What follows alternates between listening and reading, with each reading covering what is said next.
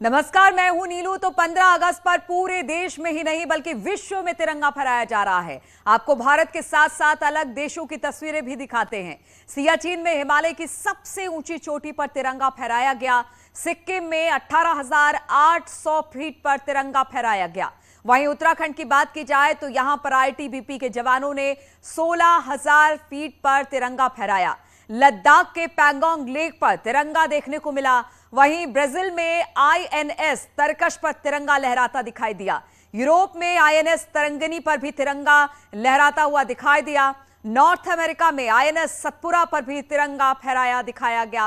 वहीं श्रीनगर के लाल चौक पर भी लोगों ने तिरंगा फहराया। तो पूरे देश से लेकर विश्व भर में तिरंगे की आन बान और शान आज दिखाई दी है। आजादी के 75 साल पूरे हो रहे हैं और उस मौके पर ये तस्वीरें सामने आई है देश और विदेश भर से।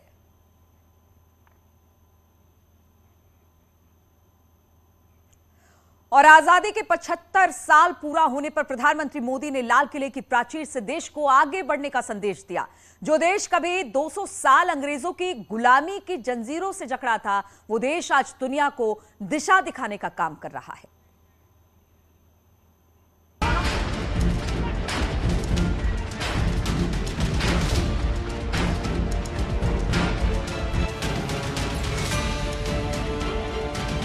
ये तस्वीर है अद्भुत, अकल्पनीय, अतुल्य और संकल्पों के भारत की। देशवासियों को अनेक अनेक शुभकामनाएं। ये मौका है आजादी के 75 साल का, जश्न के अमृत महोत्सव का। बहुत बहुत बधाई। ये क्षण है गर्व का, गौरव का, सम्मान का, संकल्प का और समृद्धि का। विश्व के हर कोने में यह हमारा तिरंगा आन बान शान के साथ लहरा रहा है। जब लाल किले की प्राचीर पर प्रधानमंत्री मोदी 9वीं बार देश की आन बान शान तिरंगा फहराने के लिए पहुंचे तो नजारा कुछ अलग था।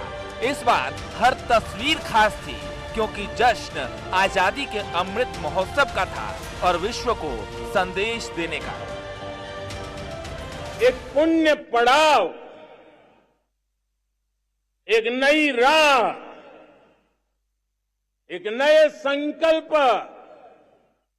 और नए सामर्थ्य के साथ कदम बढ़ाने का ये शुभ अवसर है। 75 साल की आजादी में पहली बार ऐसा हो रहा था जब प्रधानमंत्री मोदी लाल किले की प्राचीर पर तिरंगा फहरा रहे थे और तिरंगे को स्वदेशी तोप से सलामी दी जा रही थी। आजादी के 75 साल के बाद जिस आवाज को सुनने के लिए हमारे कान तरस रहे थे, 75 साल के बाद वो आवाज सुनाई दी है। 75 साल के बाद लाल किले पर से तिरंगे को सलामी देने का काम पहली बार मेड इन इंडिया तोप ने किया है। कौन हिंदुस्तानी होगा जिसको ये बात, एक आवाज उसे नई प्रेरणा, ताकत नहीं। प्रधानमंत्री मोदी ने आजादी के 7 दशकों के बाद हुए पुनर्जागरण का भी जिक्र किया। विश्व गुरु बनने की राह पर भारत के बढ़ते कदम को बताया कि आखिर क्यों आज पूरी दुनिया भारत में अपनी समस्या का समाधान ढूंढ रही है। जैसे एस्पिरेशनल सोसाइटी, जैसे पुनर्जागरण, वैसे ही आजादी के इतने दशकों के बाद पूरे विश्व का भारत की तरफ देखने का नजरिया बदल चुका है। विश्व भारत की तरफ गर्व से देख रहा है, अपेक्षा से देख रहा है। समस्याओं का समाधान भारत की धरती पर दुनिया खोजने लगी है। ध्वजारोहण से पहले पीएम मोदी ने राजघाट जाकर महात्मा गांधी को नमन किया और बापू के संकल्पों पर आगे बढ़ने का प्रण भी लिया।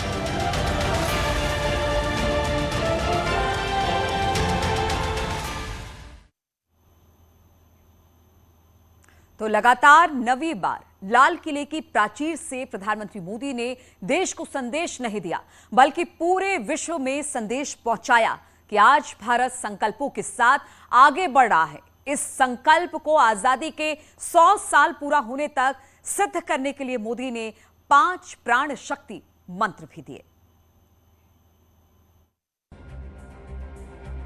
देश संकल्पों की राह पर आगे बढ़ चला है और उन संकल्पों को पूरा करने का लक्ष्य अगले 25 सालों का रखा गया है, जिसके लिए प्रधानमंत्री मोदी ने 5 प्राण शक्ति का मंत्र देश के लोगों को दिया। प्रधानमंत्री मोदी का पहला प्राण संकल्प विकसित भारत 2047 तक, यानी आजादी के 100 साल पूरा होने तक विकसित भारत बनने का प्रण।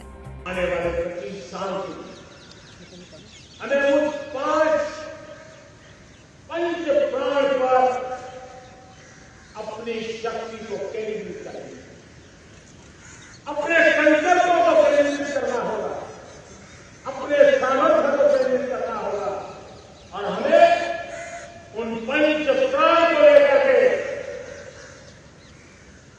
2047 जब आजादी के 100 साल हो गए, आजादी के दीवानों के सारे सपने पूरे करने का जिम्मा उठा के चलना।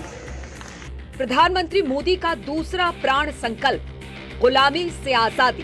बहुत बड़े संकल्प लेके चलना होगा और वो बड़ा संकल्प है विकसित भारत, और उससे कुछ कम नहीं होगा। बड़ा संकल्प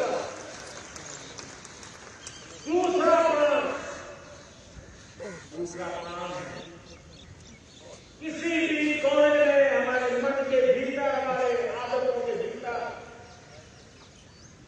गुलामी का एक अंश अगर अभी भी है, हमें उससे मुक्ति पानी ही होगी। प्रधानमंत्री मोदी की तीसरी प्राण शक्ति विरासत पर गर्व।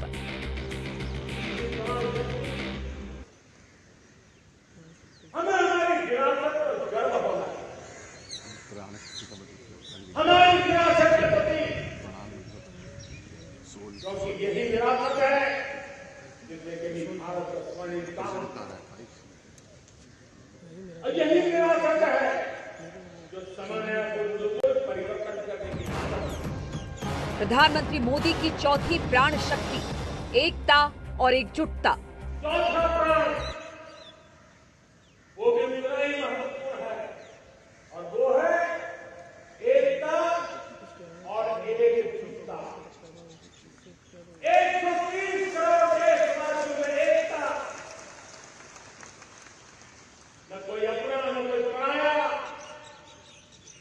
एकता की ताकत एक भारत श्रेष्ठ भारत के सपनों के लिए हमारा चौथा। 5वीं प्राण शक्ति नागरिकों का कर्तव्य। और पांचवा प्राण है नागरिकों का कर्तव्य। नागरिकों का कर्तव्य जिसमें प्रधानमंत्री जी बाहर नहीं होता, मुख्यमंत्री जी बाहर नहीं होता, वो भी नागरिकों का कर्तव्य।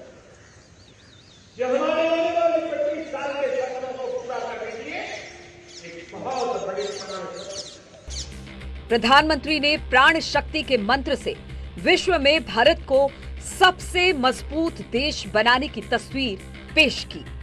आजादी के 75 साल पर मोदी का ये मंत्र भारत को आगे ले जाने में कारगर साबित हो सकता है।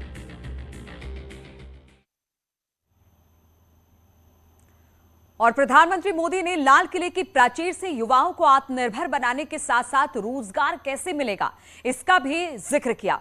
साथ ही राजनीति में परिवारवाद पर निशाना भी साधा और अमृतकाल में जय जवान, जय किसान, जय विज्ञान के साथ साथ जय अनुसंधान का मंत्र भी दिया।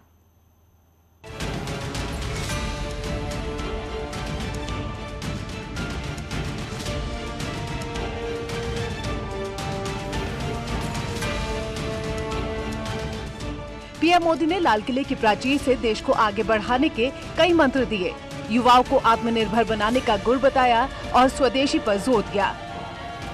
मैं प्राइवेट सेक्टर को भी आह्वान करता हूं, आइए हमें विश्व में छा जाना है। आत्मनिर्भर भारत का ये भी सपना है कि दुनिया को भी जो आवश्यकताएं हैं उसको पूरा करने में भारत पीछे नहीं जाएगा। हमारे लघु उद्योग हो, सूक्ष्म उद्योग हो, कुटीर उद्योग हो, जीरो डिफेक्ट, जीरो इफेक्ट हमें उस करके हमें दुनिया में जाना होगा। हमें स्वदेशी पर गर्व करना होगा। पीएम मोदी ने लाल बहादुर शास्त्री के उस नारे जय जवान जय किसान का जिक्र किया, जिसकी बदौलत भारत आजादी के बाद आगे बढ़ता गया। पीएम मोदी ने उस नारे को आगे बढ़ाते हुए जय अनुसंधान जोड़ा। हम बार बार लाल बहादुर शास्त्री जी को याद करते हैं। जय जवान जय किसान का उनका मंत्र आज भी देश के लिए प्रेरणा है। बाद में अटल बिहारी वाजपेयी जी ने जय विज्ञान कह करके उसमें एक कड़ी जोड़ दी थी और देश ने उसको प्राथमिकता दी थी। लेकिन अब अमृतकाल के लिए एक और अनिवार्यता है और वो है जय अनुसंधान। जय जवान जय किसान जय विज्ञान जय अनुसंधान। पीएम मोदी ने लाल किले की प्राचीर से परिवारवाद की राजनीति पर भी निशाना साधा। जनता से आह्वान किया कि परिवारवाद की राजनीति को देश से कोई मतलब नहीं है, इसीलिए देशवासियों को इस परिवारवाद की राजनीति को उखाड़ फेंकने की जरूरत है। इस परिवारवादी मानसिकता से मुक्ति दिला करके योग्यता के आधार पर देश को आगे ले जाने की ओर बढ़ना होगा। यह अनिवार्यता है, वरना हर किसी का मन कुंठित रहता है कि मैं उसके लिए योग्य था, मुझे नहीं मिला क्योंकि मेरा कोई चाचा मामा पिता दादा दादी नाना नानी कोई वहां थे नहीं। ये मनस्थिति किसी भी देश के लिए अच्छी नहीं। मेरे देश के नौजवानों, मैं आपके उज्जवल भविष्य के लिए, आपके सपनों के लिए, मैं भाई भतीजावाद के खिलाफ लड़ाई में आपका साथ चाहता हूं। परिवारवादी राजनीति के खिलाफ लड़ाई में मैं आपका साथ चाहता हूं। ये संवैधानिक जिम्मेवारी मानता हूं मैं, ये लोकतंत्र की जिम्मेवारी मानता हूं मैं, ये लाल किले के प्राचीर से कही गई बात की ताकत में मानता हूं और इसलिए मैं आज आपका अवसर चाहता हूं। पीएम मोदी ने अपने संबोधन में देश की चुनौतियों का भी जिक्र किया, लेकिन साफ किया कि करोड़ों संकट के बीच जब एक कदम एक देशवासी बढ़ाएगा तो देश 130 करोड़ कदम आगे बढ़ेगा। ये ठीक है, चुनौतियां बहुत हैं। अगर इस देश के सामने करोड़ों संकट है तो करोड़ों समाधान भी है और मेरा 130 करोड़ देशवासियों पर भरोसा है। 130 करोड़ देशवासी निर्धारित लक्ष्य के साथ, संकल्प के प्रति समर्पण के साथ, जब 130 करोड़ देशवासी एक कदम आगे रखते हैं ना, तो हिंदुस्तान 130 करोड़ कदम आगे बढ़ जाता है। पीएम मोदी ने अपने संबोधन में हर भारतवासी की बात की। करीब 1 घंटे के संबोधन में पीएम मोदी ने देश को विकसित बनाने के साथ साथ विश्व गुरु बनाने के संकल्प को भी दर्शाया। Bureau report, news 18।